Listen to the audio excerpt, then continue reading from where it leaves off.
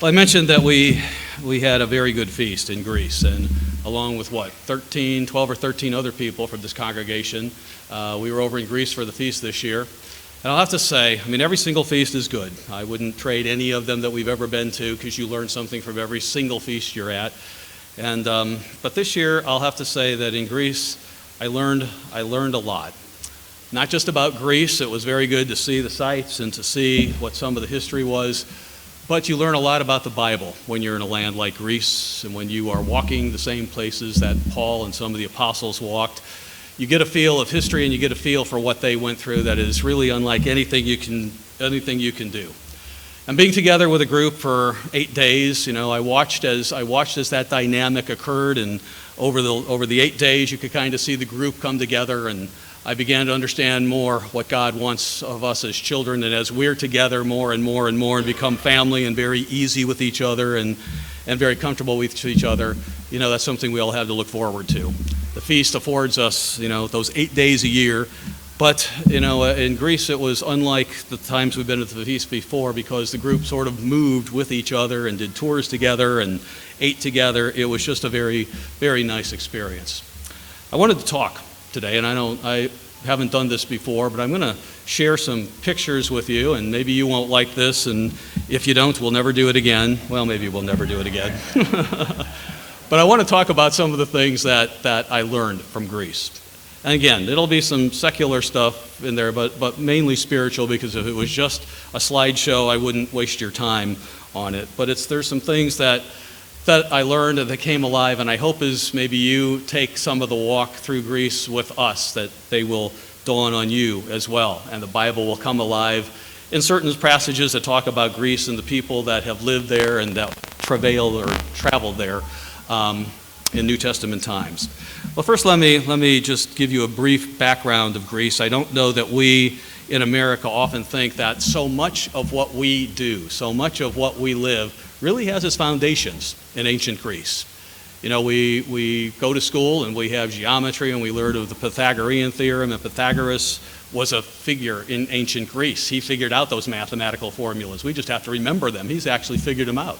We talk about Euclid, Archimedes. As you tour the sites in Greece, you see Archimedes' name come up, scientist. He was able to figure out how to use the levers to get those huge stones in the Parthenon all the way up that hill. You talk about people like Aristotle and Socrates and Plato, who didn't have the Bible, but they were very good thinkers, deep thinkers, and they came to some truths and realizations about human nature, what it was, that we could use in sermons because we could back it fully from the Bible. And Greece had a climate in it that was democracy in one way, and we live in a democracy today, but they were very prone and very dedicated to everyone becoming a very productive member of the state. You might remember a few years ago, maybe a year ago, I don't know, I talked about paideia and nurturing people. And in Greece, it was a matter of the whole mind, the whole body, the whole spirit that people developed, because they wanted the young men especially to grow up, and they wanted them to be ideal members of the state. So they became great thinkers, or they became great scientists, or great mathematicians, or they became great athletes, but they were well-rounded in everything they do. And as we talked about that back whenever I gave that sermon, we talked about how God does the same thing with us. He wants us to develop spiritually, mentally, and physically in all areas of our life so that we reflect what His will is and we reflect what His way of life is. We can talk on and on we can talk about the Olympics, we can talk about Hippocrates, one of my favorite comments are famous statements of Hippocrates. He's the father of medicine. They still give him credit for that. And I still think, and I believe we can learn as people, and I believe our physicians can learn so much from Hippocrates. He said, let food be your medicine and medicine be your food. And I think we all have a lot to learn about that, because when God created the earth, He put the things on it. He put the things on it that He wanted humankind to be ingesting, and if we would follow His principles, we might have a lot less need for some of the other things that we have. But that's the subject for another day. Let's get into Greece, because Greece has a very good secular history, and so much of what we do in this country is based on that. It's so good that even the Koine Greek that they spoke, God used it to have the New Testament written in, because it was so expressive and it was so detailed in its views, and people could follow it so clearly. And it has so much significance in the New Testament as well, because as Paul and Silas and Timothy and Titus all were over there, in Greece and the surrounding countries, they were facing a new challenge. They had grown up in areas, Paul, where the Jews lived. Everyone around him kept the Sabbath. Everyone around him kept the holy days. Everyone around him went to the synagogue. Everyone around him even wrongly kept the traditions of the Jews that were more important than the commandments. And they lived in a society where everyone believed the same thing, but as they went into Greece and as they went into Achaia and as they went into these other areas, people were being called that didn't have that same background. People were being called out of the world that had a background in a totally pagan and foreign experience in their life. And they had to unlearn all of that over the course of time. And as the New Testament is written, and we read Paul's epistles to the Corinthians and the Romans and the Ephesians, the Philippians, the Galatians, we can identify with that because all of us were called out of the world. Some of us did grow up in the church and we were used to it, but not all our friends kept the Sabbath, not all our friends kept the holy days. We were faced with dealing with people who had other beliefs. And the New Testament Christians who are being called in these lands and in Greece had faced the very same things we did. And many of Paul's epistles were related to that because it was a new dynamic they were working with at that time. Well, I'm gonna start here with a slide. I'll give you when we went to the feast, we spent half of the feast in Crete and the other half in Athens. We took some tours out from Athens over to Corinth and another place in Delphi. But in Crete, it began, and that's a full moon over some people call it the Aegean Sea, some people call it the Mediterranean Sea. It's interesting because they say Crete is the largest island in the Aegean Sea and the fifth largest island in the Mediterranean Sea. So they kind of are in the middle between Europe, Africa, and Asia, and they can claim many things. So the feast started, and we had services, very nice location that we stayed in at the resort there, and we had services at this Crete Convention Center, which was part of the hotel, the resort, I should say, that we stayed at. Very pleasant time. One of the things on the very first holy day, I don't know that this has ever happened before, except maybe in a very small church. There were 238 in attendance, and the attendance on the first holy day was 238. It's kind of amazing. So anyway, they're good. Didn't stay that way the rest of the time. Would have been more impressive if it had been all 8 days of that. There's a picture of Greece, from a mountain. One of the days before the feast, we took an 8-hour tour up into the mountains, and I didn't know what that was going to be like, but I did learn a lot from it, and I had some impressions that I was very glad we did, because as the feast began, I had some very good feelings about what we were seeing. This is a very nice scene from up on one of the mountains. And as you look down on all that green there, you might think that green is grass. It's not. It's all olive trees. It's all olive trees, that green. In Crete, they champion themselves on the olive industry, the tourism industry, and the reports are, and the people that are in Greece, if I have this number wrong, you can correct me afterwards, 35 million olive trees in Greece. 35 million on a little island that's 155 miles wide. And they are a big exporter, number 3 in the world. Just the island of Crete itself and the extra virgin olive oil is supposed to be the best in the world, they say. I have no reason to doubt them. But those are all olive trees, and as far as you can see on the southern part of Crete, there are olive trees. Now, I didn't get a good picture. I should have asked someone else that was there. Did you get a good picture of an olive tree? This is the closest that I had in my stash, and you can't see much of it, but if you can go online and see or ask someone else, and they probably have an olive tree. One of the interesting things on that tour is we went around, he was showing us some of the vegetation, stopping to see that. And that little brush there that kind of looks like, a sponge, right, as you look at it, he had a fancy name for it, and then he said what the common name for it was, and I didn't write that down, it had the word crown in it. He said that little brush, that was what the crown of thorns that was put on Christ's head was made of. And when you look at that crown, when you look at that little mass there, it looks like it would just be very soft and it wouldn't hurt at all. But when you reach down and touched it, very strong, very brittle, and very pointy. So I could only imagine, as I thought about that being wrapped into a crown and forced onto my head, what that must have felt like, along with all the other agony that Jesus Christ had. Just amazing what man can look at and use to cause pain for someone else. Now there's that picture of a goat. And you probably think, what on earth does a goat have to do with Crete? And how do you have an impression of Crete from a goat? But one of the things that dawned on me near the end of the day that we did this tour, and it gave me a good feeling as we started the feast, As we toured around the mountain, we went through various villages and stopped, and the villagers were very friendly. They had things laid out for us, and it wasn't all about just selling things.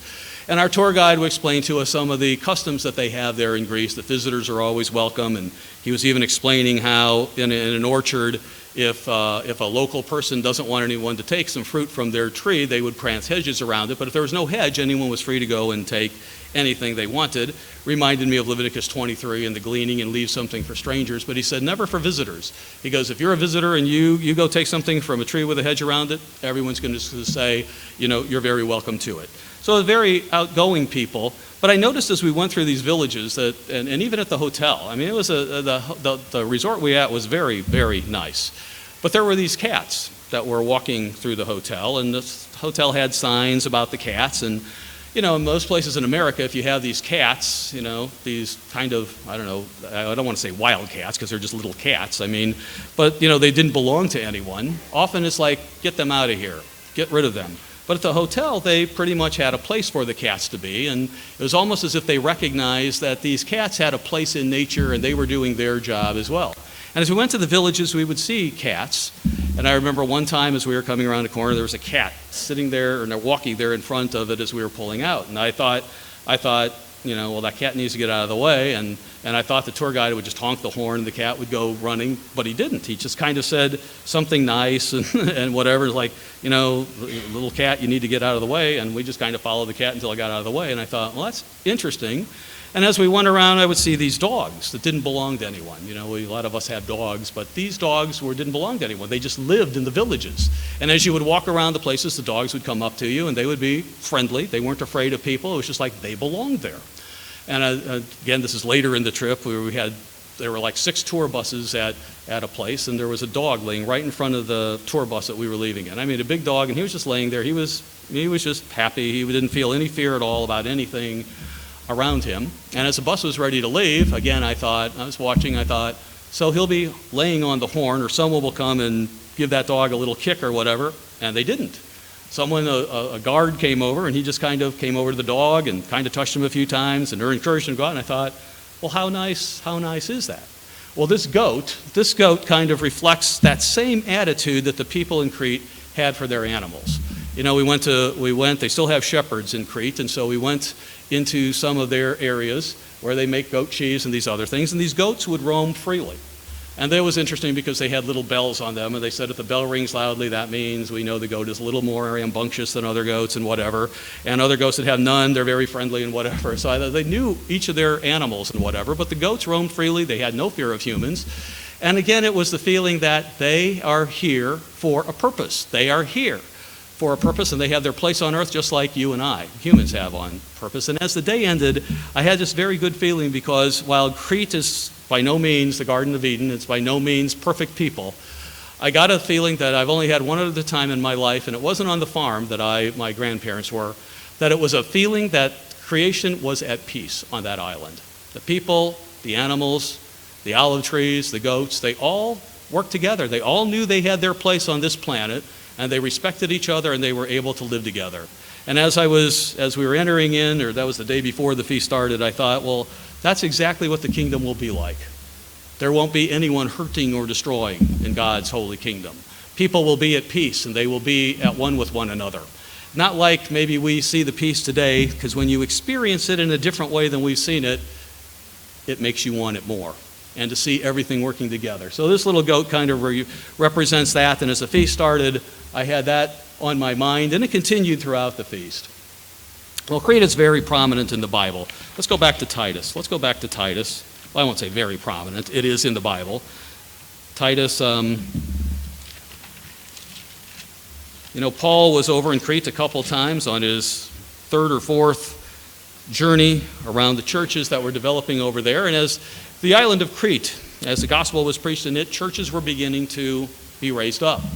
And Paul was there as they were beginning to be raised up. And again, we have to put ourselves in that time frame. Here's a people that are beginning to understand the truth of God.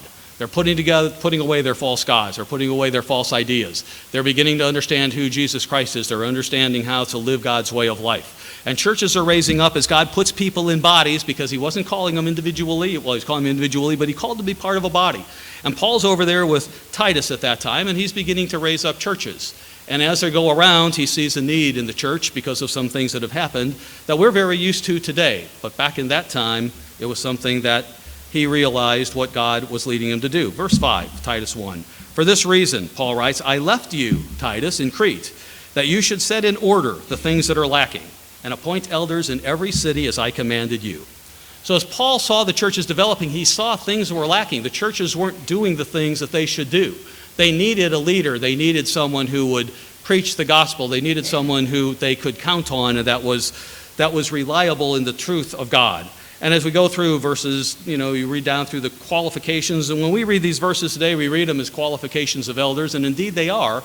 But put yourself in the time when Paul is, and he's saying, Titus, this is the type of people. You've seen me do this. You've seen us work through Crete. I'm now leaving you behind to do this. These are the people you look for that need to be appointed in every city, because there were churches raising in many of the cities there that need to be the shepherds of the church. And the shepherds need to love the flock. They need to watch out for the flock. They need to be able to teach the flock. They need to be committed to sound doctrine. They need to be above reproach in their lives, and they need to be a good example of the way that God called us to. So let's drop down to verse 10. He says, do this, Titus, because this is necessary, for there are many insubordinate, both idle talkers and deceivers, especially those of the circumcision, those Jews who came out of the Jewish faith, whose mouths must be stopped, who subvert whole households, teaching things which they ought not, for the sake of dishonest gain. So he saw what was happening, and he saw that people could get involved in things, and in a new era of people coming into the church and being called, they needed guidance, they needed leadership, they needed to be able to go back and see the things of God. And then he gives an example. One of them, he says, a prophet of their own said, Cretans are always liars, evil beasts, and lazy gluttons. Makes a very generic statement. Now, whoever said that, we know he had some issues with Cretans somewhere along the line, right? Because we may have said something not about Cretans, but somewhere like that in ours. But certainly that isn't something you would ever say in a church. That isn't something you would ever say if you were a leader of the people of God, because there are good and bad among all. Now, we might even today generalize and say this about this or this about that, not in the church of God. If we take another thing in along that way, today one of the things that is very popular in the world are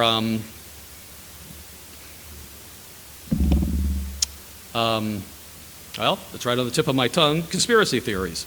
Conspiracy theories, right? Everyone's got a theory about what's going on, and they've become kind of commonplace in the world today. And from time to time, in fact, I've been asked, not by anyone in this church or in Jacksonville, or in Ocala for that matter, so just so no one's, would I talk about some of these things? No, I won't talk about any conspiracy theories during church, because church is for teaching the Bible, right? This is what we teach. This is what we're here for, not to hear a conspiracy theory. I won't teach about things that are someone's suppositions, or the conspiracy theories even about when Christ is going to return or what is going to happen. I know there was something going around on this past September 23rd. If you followed the internet, which I don't follow the internet, but it came to my attention, those things aren't of God. We look and teach, and in the church of God, we teach the truth, and we teach from the Bible and only the Bible. And if we have something that's wrong in the Bible, that we've said wrong, and I'll repeat again, if I ever say anything wrong, I want you to bring it to my attention so we can correct it, because none of us are here to learn truth or to learn error or to mislead anyone. I hope we're all here because we want each other to be in the kingdom. And that's what Paul is telling Titus there. And they're on Crete, as the church was beginning and new churches were growing up, he set the standard. Later on in Ephesians, he wrote what the standards were and of how a church should be ordered and things like that. But that's one of the things in Crete, and as you walk around that island and you know what Paul is doing, you kind of feel that and look back, because the island is rich with history as well. The other place that it is mentioned, Crete, is back in Acts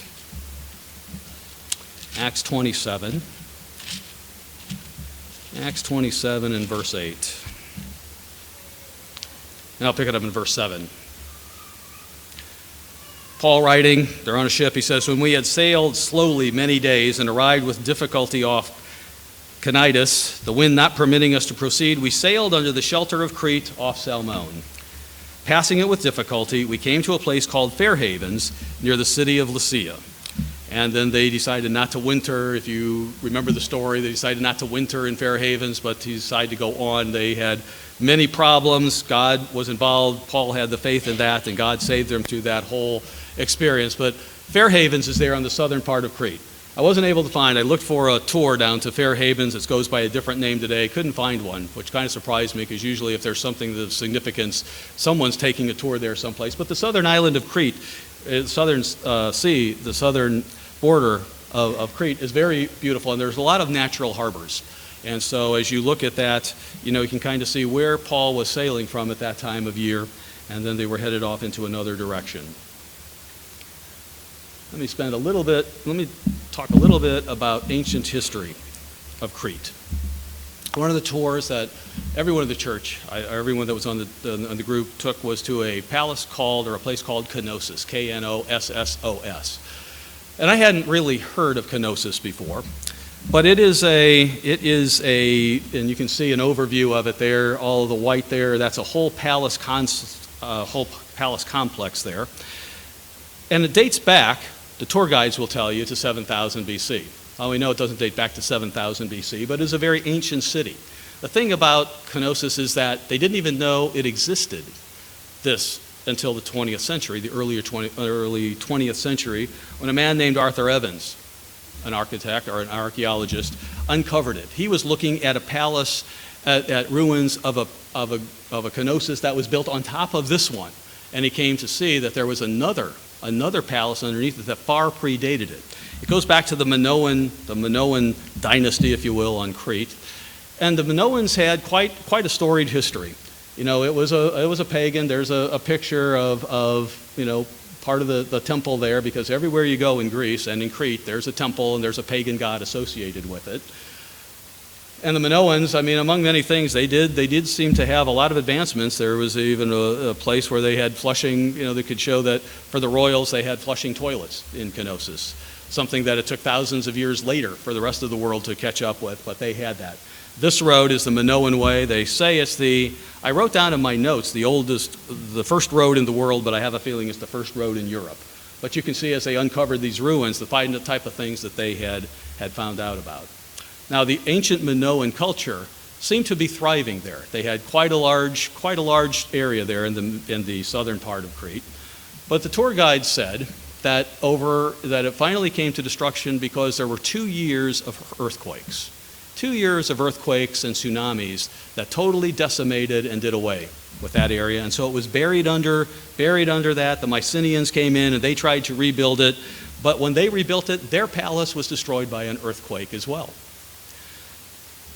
It made me think, because a few times during our time in Greece, I heard earthquakes. Earthquakes destroyed this place. Earthquakes destroyed this place. Corinth had an earthquake in 800 BC. They had another one in 1856 that decimated the ruins there. You go to Delphi, and they talk about the earthquakes there and all the tectonic plates that merge there between Africa and Europe. And earthquakes is something that the Greeks look at for some reason, but something that's been very much in their history. Now, one of the things the tour guide alluded to in our tour is she said many people ask the question, in this ancient Knossos palace, the one that predates all the way to almost the beginning of time, were there human sacrifices? Were there human sacrifices going on in that temple? And she said the answer is they can find at least one incident where it sure looks like human sacrifices were going over there, or at least one. And if there's one, there's probably many. And it made me think about the Bible. It made me think about what God thinks about human sacrifice, about how pagans honor their God. And you remember the many times in the Bible that God talks and about how he hates human sacrifice, and how the children of Israel would even sacrifice their children to Moloch. And he absolutely hated it. And King Manasseh in Judah, God was still going to destroy Judah even after Manasseh repented, because they were so heinous in doing this sacrifice that he says, and also in Jeremiah, he would have never even thought of. Human sacrifice isn't anything that God would ever do. And I had to wonder, and this is pure speculation on my part, did God see that civilization back then? Was it so corrupt? Was it so evil? Was it beyond what God would have it be that he took it and destroyed it? 2 years of earthquakes, tsunamis, total destruction.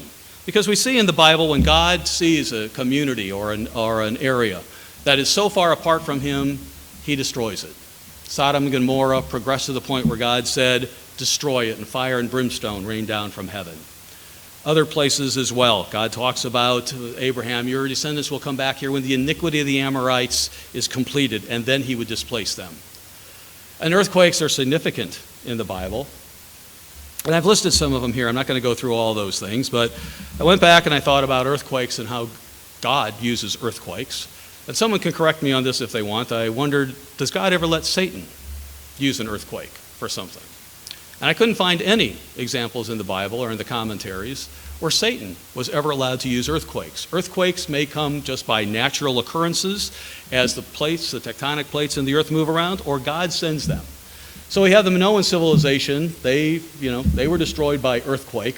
I had a subsequent thought on that too. As the archaeologists say, this is such an ancient city, I had to wonder later, could it have been that that was a society that was in existence before the time of the flood? Is that, when it dates back so many thousands of years, did the earthquakes that they're saying occurred and the tsunamis that covered them up, was it really the great flood that covered up that civilization? But we have the earthquakes there.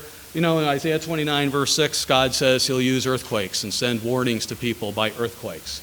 In Amos 1, verse 1, as Israel was departing further and further from God, he sent a great earthquake to them. And then as you read through Amos, you see, and then subsequently, of course, God allowed Israel to go back into captivity, and he used that as a warning with them. At the time of Christ's death, there was an earthquake at the time he died. God got people's attention. It was something that he wanted them to realize what they had done. At the time of the end, Babylon the Great, its destruction is accompanied by an earthquake so great, it says in 16, that there hasn't been an earthquake like it. And when God thunders and when God roars and when earthquakes come, it's something that we should be paying attention to.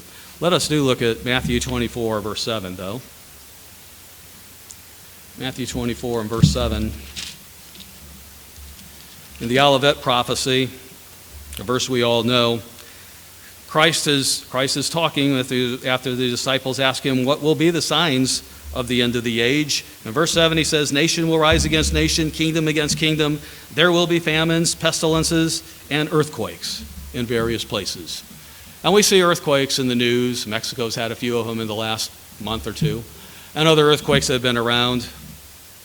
But as God, and as it gets closer to the time of Jesus Christ's return, earthquakes, and earthquakes as warnings, earthquakes for nations that may not be living or doing the things that God wants and have no appearance of even looking that they would turn back to him. Might be something in our future and something that we will see even more and more, just like some of these civilizations have done. So that was the first half of Crete. And then in the second half, we moved over to Athens.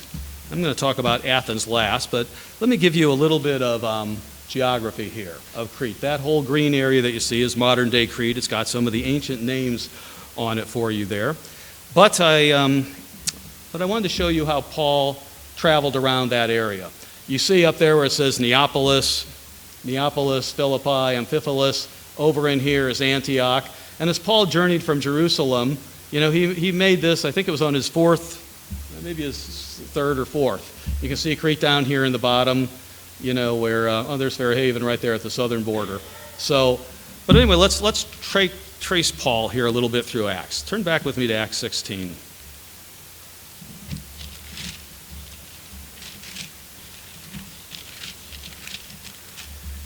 Acts 16 and verse 11.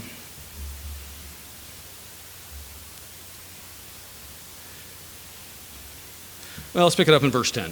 Verse 10 says, now after we had seen the vision, immediately we sought to go to Macedonia. You see where Macedonia is here. It's northern Greece, that is today. We sought to go to Macedonia, concluding that the Lord had called us to preach the gospel to them. Therefore, sailing from Troas, we ran a straight course to Samothrace, and the next day we came to Neapolis. So up here, They came up here. Thrace is here, Neapolis.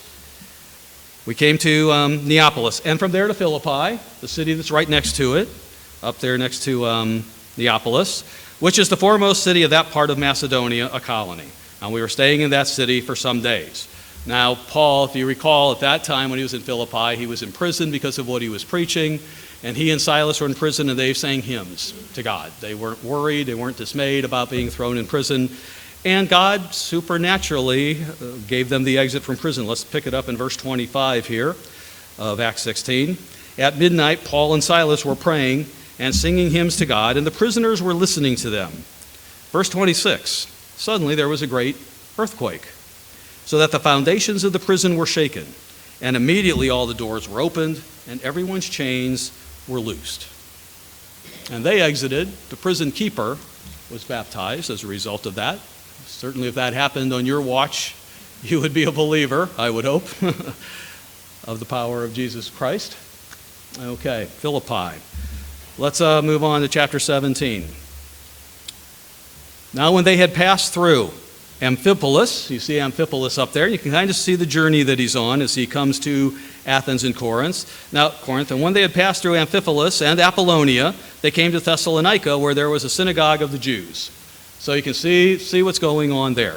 Now Thessalonica today is the second largest city, well they call it Thessaloniki, is the second largest city in Greece, actually named after Alexander the Great's half-sister. Now, there was a synagogue of the Jews. Then Paul, as his custom was, went into them, and for 3 Sabbaths reasoned with them from the Scriptures, explaining and demonstrating that the Christ had to suffer and rise again from the dead, and saying, "This Jesus, whom I preach to you, is the Christ."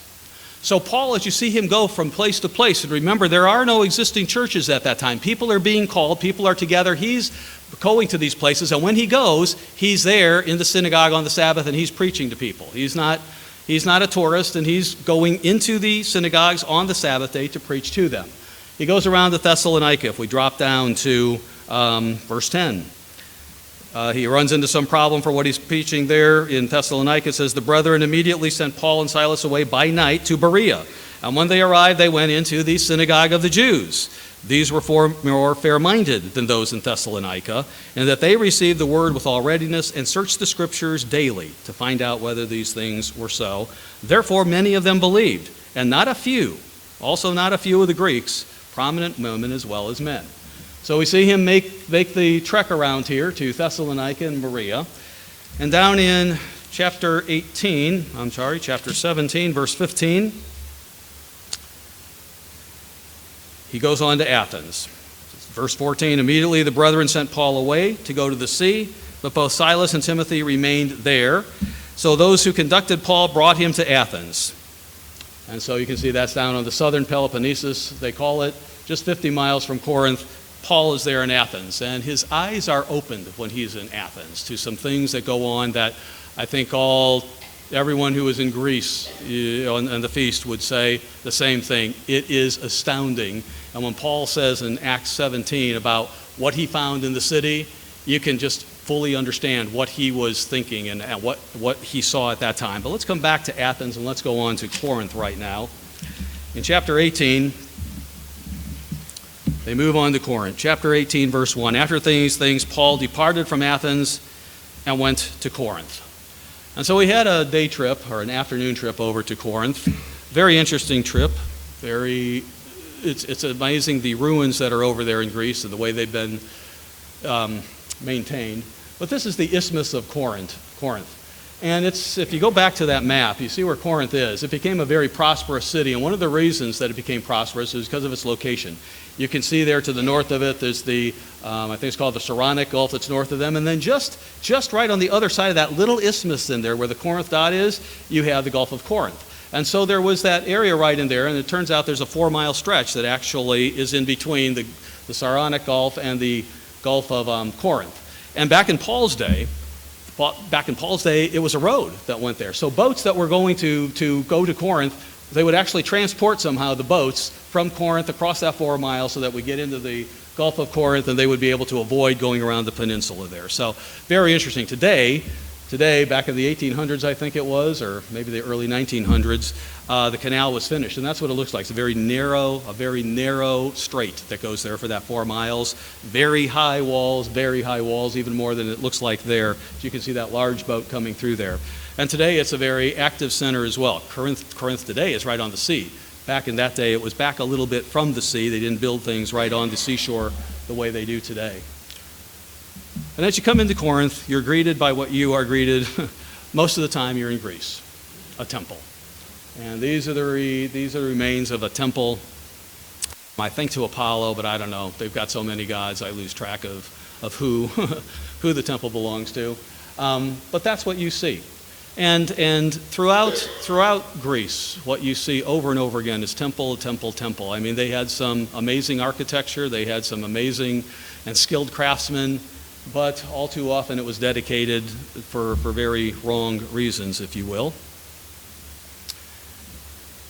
Let's go back. Let's leave it there. Let's pick it up in Acts 18 and follow the story here. Acts 18 and verse 1, after Paul comes to Corinth, it says, he found a certain man, a certain Jew named Aquila, born in Pontus, who had recently come from Italy with his wife Priscilla. And he came to them. Verse 3, so because he was of the same trade, he stayed with them and worked, for by occupation they were tent makers. And he reasoned in the synagogue every Sabbath and persuaded both Jews and Greeks. When Silas and Timothy had come down from Macedonia, you remember the map, Paul was compelled by the Spirit, and he testified to the Jews that Jesus is the Christ. But the Jews opposed him, and they opposed him and blasphemed. When they opposed him and blasphemed, he shook his garments and said to them, your blood be upon your own heads. I am clean. From now on, I'll go to the Gentiles. I'll preach the gospel to them. They're more willing to hear the truth, is what he was saying to the Jews at that time. And he departed from there, entered the house of a certain man named Justus, one who worshiped God, whose house was next door to the synagogue. And Crispus, the ruler of the synagogue, believed on the Lord with all his household. And many of the Corinthians, hearing, believed and were baptized. And the Lord spoke to Paul in the night by a vision. Don't be afraid, Paul, but speak, and don't keep silent. For I am with you, and no one will attack you to hurt you. For I have many people in this city. And there would be a sizable church in the city of 800,000, they say, at the time Paul was there, that would grow in that area. And Paul went forth boldly, and he preached the truth. Now you have to remember again, it wasn't a free society in that regard. The Greeks were very good thinkers, and they engaged in a lot of give and take in thought. But this was something that was totally foreign to them because they believed in all their pagan gods, the whole arena of them. And they have a story for every single one of them. If you go on a tour bus, even though the Greeks say they're a Christian nation today, boy, they take pride. They take pride in their mythological stories because they know every bit of the detail of them. And you can kind of see, whatever. I think part of them wishes it was true, even though they know it's not. But it's still well alive and there in Greece, certainly in Corinth. So Paul is out there and he is speaking the gospel, and he stayed there for 18 months, it says, teaching the word of God among them. Well, he ran into some trouble because people were going to bring him and hold him to account. And so the proconsul of that day, Gallio, he was brought into him because the Jews didn't like what he was preaching, much like they didn't like what Jesus Christ did. So they brought him, and they wanted Gallio to offer a pronouncement against him to keep him from preaching about this man, Jesus Christ. Now, Paul is in Corinth here, and Paul finds himself in a position in a large city with a lot of people opposed to him that he's going to have to he's going to answer to the chief magistrate of that day his beliefs. Now, you have to put yourself in his position again, or maybe put ourselves in our position somewhere in the future where we will be asked to defend our beliefs and stand up and talk about what we believe. Paul had no fear. Paul was ready to do it. He had talked in Athens, and he was prepared in Corinth to do the same thing. But it wasn't God's mission for him in Corinth to speak. Let's read what happened here in verse 12. Verse 12, when Gallio was proconsul of Achaia, the Jews with one accord rose up against Paul and brought him to the judgment seat. Now this is the scene from the judgment seat, it's called. In your Bible, mine says, the Greek word is Bema, B-E-M-A, or Bema, however you want to say that. This is the scene from the Bema in Greek that looks out into the main street of Corinth. Okay, there would have been shops on either side, of each of the road here. And this is the actual Bema. This is the ruins of it today. This is where Paul was brought, so that he was able to stand before Gallio and talk about what the truth was, and to, I guess, defend himself if we have nothing. This was the judgment seat. This is where people were brought, that a decision was going to be made about what was going to happen to them. So Paul was about, anyway, he was brought to the judgment seat. In verse 13, it was said, "This fellow persuades men to worship God contrary to the law." He's teaching them something that we don't want him to teach. And when Paul was about to open his mouth, notice he didn't have to open his mouth. God intervened at that time, and Gallio said to the Jews, "If it were a matter of wrongdoing or wicked crimes, O Jews, there would be reason why I would bear with you. But if it's a question of words and names in your own law, look to it yourselves, for I don't want to be a judge of such matters." And he drove them from the judgment seat. So Paul didn't have to, if we want to put it in that terms. He didn't have the opportunity that maybe he was looking forward to witness on that Bema judgment seat at that time. Gallio took the words right out of his mouth and he said, "I'm not getting involved in this." He can teach what he wants to teach. You Jews can deal with it on your own. Now remember, at this time in history, the Romans had control of Greece, and the Greeks were no longer in control, and Gallio wasn't about to let that happen. Now it's interesting because we can say, was that a missed opportunity? Why would God allow that to happen? And looking at the commentaries and looking at one of the write-ups on Bema there, the Corinth Bema, I found this about the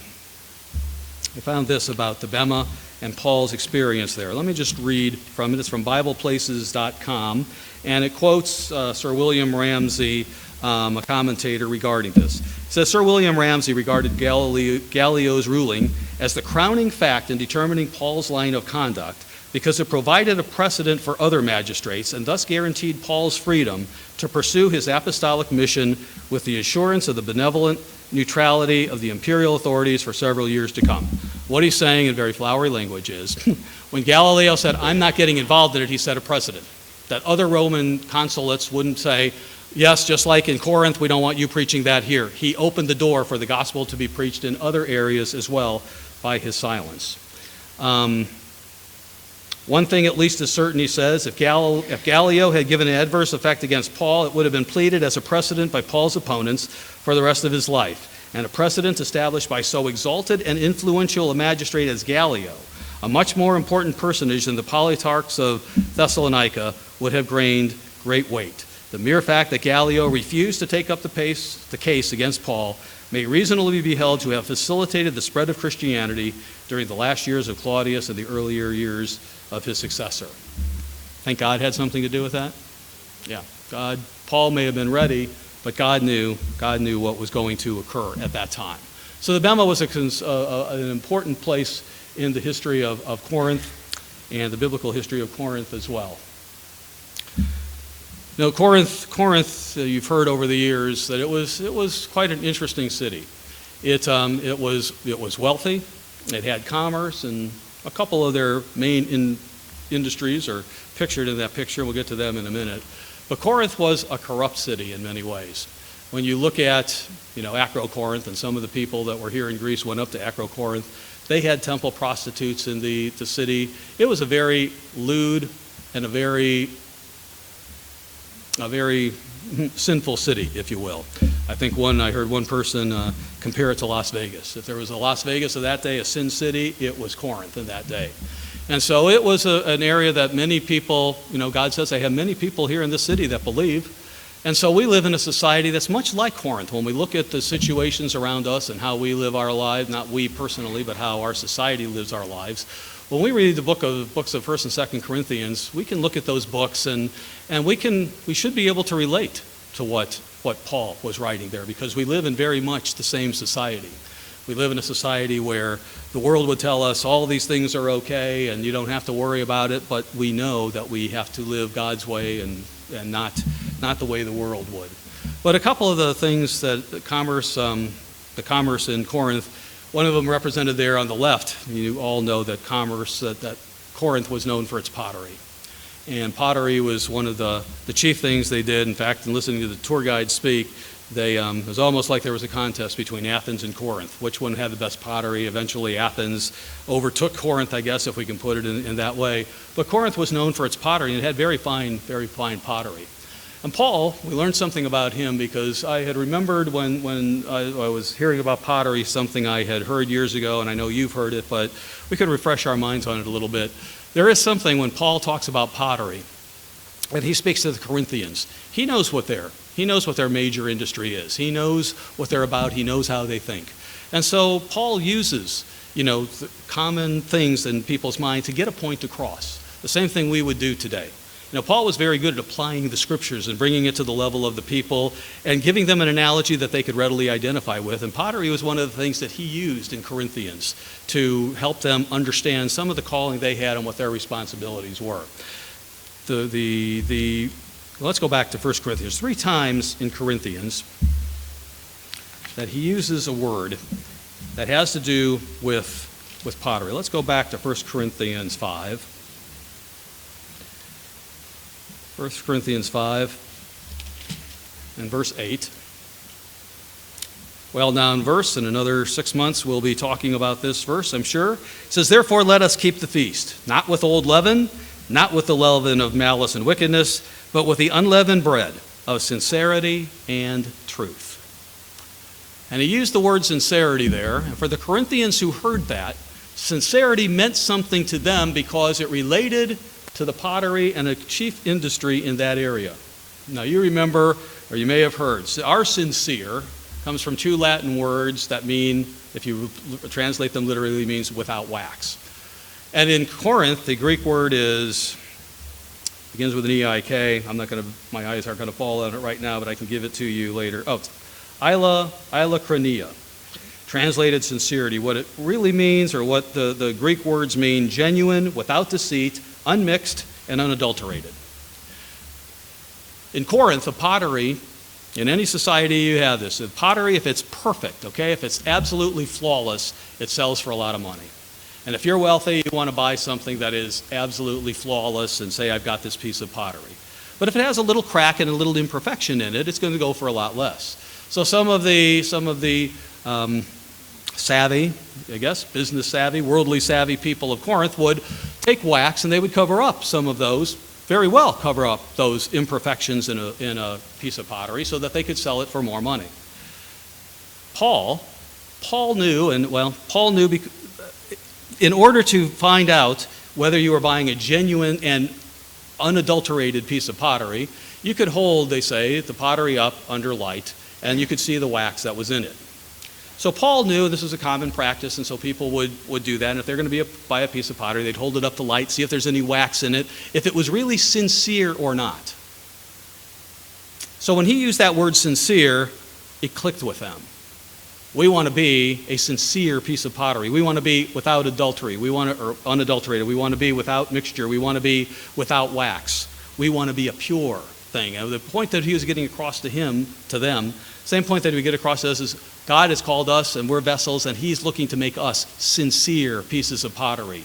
And as we allow ourselves to be clay in his hands, and as he molds us into the vessels that he wants us to be, that he wants us to be without sincere, not covering up the imperfections with wax, not covering up the imperfections, but when God reveals those to us through the light of his word, that we would take care of those things and allow him to bring us to a complete and a complete and a blameless person, if you will, just as Jesus Christ was. I won't take the time. Let me give you the 2 other references that Paul makes in 2 Corinthians 1:12 and 2 Corinthians 2:17. I'm sorry, I'm going to keep you a little bit over time today, so just bear with me. I didn't realize it was that late, so I'll speed up a little bit here. So the other thing in that picture there, I don't know, do you know what that is? I didn't know what that was. That actually is a mirror. And back in Corinth, they learned to polish the bronze so that it was a mirror, and it became an industry in Corinth. And so we have pottery and mirrors. So it made me think when I heard that's a mirror, and Corinth is a place that we can buy mirrors. Remember when Paul uses it in 1 Corinthians 13, he uses the word mirror. And again, the Corinthians would have related to that and thought, oh, we can see ourselves. We have to see ourselves the way God sees us, and we have to let God see us the way he would have us be.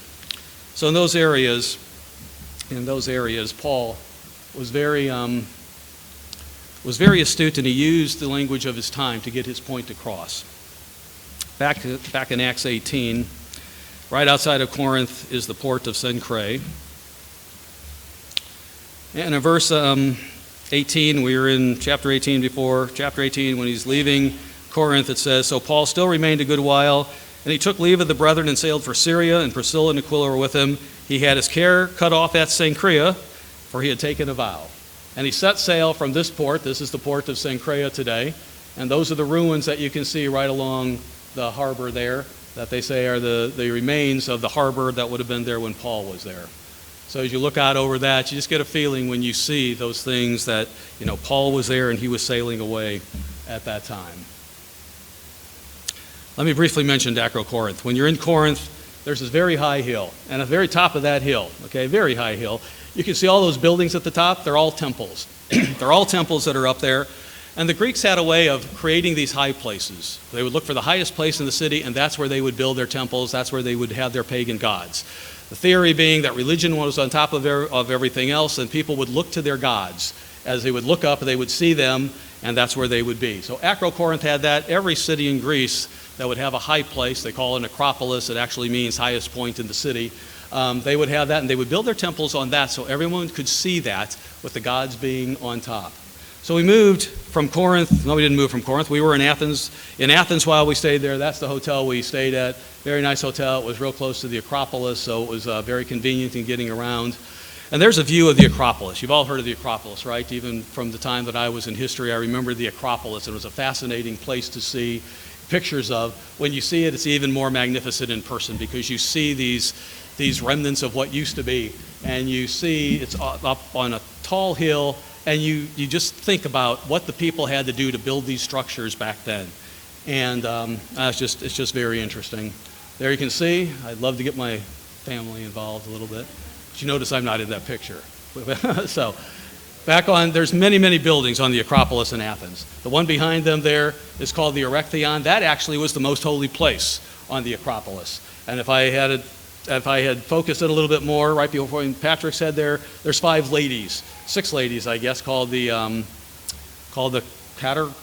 I forgot the name, Caterites or something like that, goddesses that hold up the ceiling, and there's some symbolic thing to that. But there's a picture of the Parthenon from the front view. Interesting, it took them only 9 years, they say, to build the Parthenon. And it was Archimedes who had a lot to do with it as they had these enormous stones coming up the very high hill that was there. That's the side view of it. You've probably seen that. You can see just how high that hill is there that was up on top. And as you look in Corinth and as you walk around to that area of town, it's very, very visible. You can see down into the theater. They say that's the Thirst Theater in Europe. That's down at the base of the Acropolis. And we have Paul, who was in Athens, and he made quite a splash in Athens, and Athens made quite an impression on him. Let's go back to Acts 17.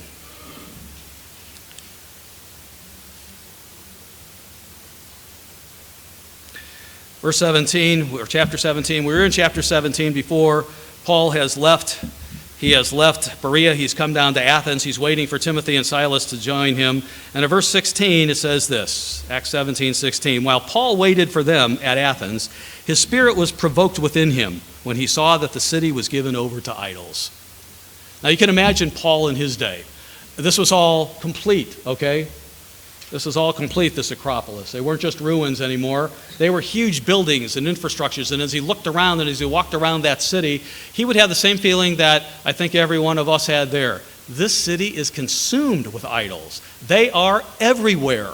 Everything you talk about. You can buy souvenirs that are things of gods. They still talk about these. They still reverence them. And Paul, as he was walking around there, I'm sure he was just absolutely overwhelmed by the fact that this was such a totally pagan city and had so much involved in it. So much involved in it. Verse 16. When he saw that the city was given over to idols, therefore he reasoned in the synagogue with the Jews and with the Gentile worshipers, and in the marketplace daily with those who happened to be there. Well, you have to understand in ancient Athens, it's a city of 4.5 or 5 million people today spread over a large area, but it was a more condensed area back then. You didn't have roads, you didn't have transportation. This is the top of Mars Hill.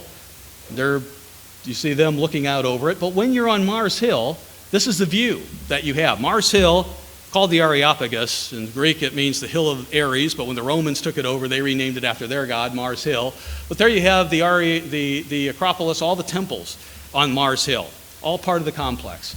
And then down below, as you're standing on Mars Hill, you see the marketplace that Paul would have been in. So there he was, and you have the picture of what was going on in this sequence here. Everything was confined, and you know that it was a very bustling and a very busy area of town.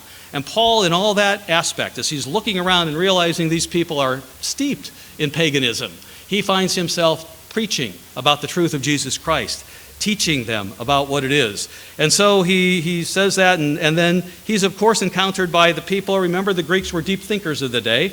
We had the Epicureans in verse 18 who believed just eat, drink, and be merry. We had the Stoics who believed you should deny yourself pleasure. Paul was reasoning with both sides of that view as he was talking about the truth of Jesus Christ. Others would talk to him, and they would ridicule him in some case, and some people actually did believe, because it says in verse 18, he preached to them Jesus and the resurrection. But they were not pleased with what he said, so just like in Corinth later, they took him to the chief seat, Mars Hill, Areopagus, where he was going to be held to account for what he was teaching. Verse 19, so they took him and brought him to the Areopagus, saying, may we know what this new doctrine is of which you speak, for you are bringing some strange things to our ears. Therefore we want to know what these things mean.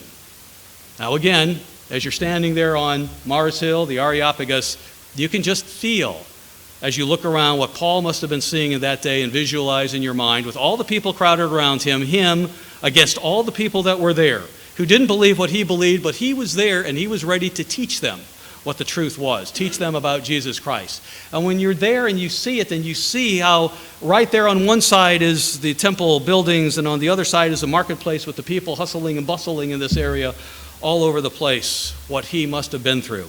And our guide, is very, very moving, I thought, that he actually read through what Paul said on Acts 17 as we stood there on Mars Hill. Let me read through a little bit of it here, and I'm not going to read through all of it. You can take it, you can read through it a little bit later. Paul, and we learned some things in diplomacy from Paul, because he could have come out and he could have just chastised them all and told them all they were pagans and didn't believe anything and whatever. But notice how he approached this. It says verse 22. Well, it says in verse 21, all the Athenians and foreigners were there. Verse 22, then Paul stood in the midst of the Areopagus and said, men of Athens, I perceive that in all things you are very religious. He sought the common ground. He found the place with them that he could relate, because they had a wrong religion, they had a false religion, but he could relate to them because he could see we are very interested in religion. And so he's reached them on that level, so their ears were listening. He says, for as I was passing through and considering the objects of your worship, I even found an altar with this inscription, to the unknown God. And in Greece, they had hundreds of gods. Some people said there were more gods than there were people, because they had a god for everything. But there's at least a belief in Greece today that the philosophers came to the realization that of all the gods, there was another God that was holding everything together. And our tour guide, I don't know if this is factual or not, I didn't verify it, but I'll say what she said. She said that in Socrates in his later years came to the realization that there must be one God that was over all these other gods, if you will. And because of what he was preaching, they put him to death. And I don't know if that's true or not, but it showed that they didn't want to hear that. But he came as he understood the universe and saw what was going on. There's one God that we should be worshiping. And Paul saw that as he saw this statue there dedicated, or altar dedicated to the unknown God. And so he seizes on that and he says, therefore, the one whom you worship without knowing, him I proclaim to you. And he goes on with a beautiful message, the most complete message that we have of Paul's travels in Greece and through those countries as the church was developing. And he convinces some of them, because as you go down into later on, well, it wasn't him convincing. He spoke the truth and God opened their minds. But it says in verse 34, some men joined him and believed, among them Dionysius, an Areopagite, and a woman named Damaris, and others with them. So Paul sees the opportunity, and he was witnessing there in a very moving and a very significant part that is there in that area. We can look at that and we read the words. We can be very, very thankful that we know who God is, that we understand the truth and who it is that is leading us and guiding us. We can be very thankful that he has given us his Bible, that is absolute truth and absolutely pure truth. The Greeks didn't have that. They were an interesting society, and they were a very successful society as the way the world would look at them. They were eventually conquered by the Romans, but as we know, the Romans took much of the Greek culture, including their language, and the New Testament was written in Greek. Anyway, I failed to mention, they actually have an inscription of Acts 17, Paul's words in Greek, at the base of the Areopagus there. Well, let me conclude with that picture. That's Parthenon by night. The picture doesn't do it justice. When you see the Parthenon by night and see the Acropolis lit up by night, it's absolutely spectacular. It's probably one of the more beautiful sights in that respect that I've seen. And you can see it from so many places in the city. But you know, the last night that we were there, as I was thinking, how beautiful is that? A thought came into my mind. Does God see that as beautiful? I don't think God sees that as beautiful. I think he sees it as a testament to paganism. I think he may appreciate man and the nature in man that is able to make those things happen, to construct those things, to bring those stones up the hill, and to craft it in the way that they do. But he doesn't see that as beautiful. In the kingdom, as we are now as we've come back from the feast, as we look toward the kingdom that you and I hope will all be part of as we yield ourselves to God, there won't be people touring to Greece to see these monuments in the kingdom. They'll no longer exist. All those things will be torn down. All the ravages of this society and all the paganism and everything that is in this society will be totally obliterated. It won't be there anymore. And you and I may have a part in tearing down those statues and those structures that speak to an age that has brought on it so much suffering, so much agony, that has been so far apart from God and the antithesis of everything what God would want. So as we look at those sites, we can marvel at the human endeavor. We can marvel at human ingenuity that fashions these fables about what gods can do and whatever their gods can do. But we have to remember that God has called us to tear down the high places. You can go back and you can read Deuteronomy 12. In there it tells Israel, God tells Israel, when I bring you into my promised land, you go in there, you tear down the altars, you tear down the high places, you get rid of all the pagan elements of it. I want you to be a pure people living in a pure land. And when Christ returns, that's what we will be doing. We will be living in a pure land, and the vestiges of this earth will be gone. People won't be looking up to the high place on the hill in their city anymore. They will be looking to one place. As you heard at this Feast of Tabernacles, they will be looking to the one place where the law comes out of, and that's to Zion. They will be looking to one God. God will no longer be unknown to them. There will be one God because Jesus Christ says, God will be known to all men. All people will know me. That's what we have to be part of. And as we look at this world and as we look at our lives and we understand the spiritual significance of that as well, we need to be people who are about tearing down the high places and divesting of ourselves of the vestiges of this world, the vestiges of our thoughts and the things that hold us back and keep us tied to this society. Because Jesus Christ and God the Father are looking for people who are sincere without wax, unadulterated. He's looking to people who will worship and follow explicitly the one true God and don't need the vestiges of the altars of this, but we look to God and follow him implicitly. So I hope maybe that has shed a little bit of, I know it was made a comment in one of our closing sessions that we'll never read the Bible the same way again after having been there, and I would agree with that. I hope that I've been able to shed a little bit of what it is like in Greece, and that helps, your further understanding of what we've been called to.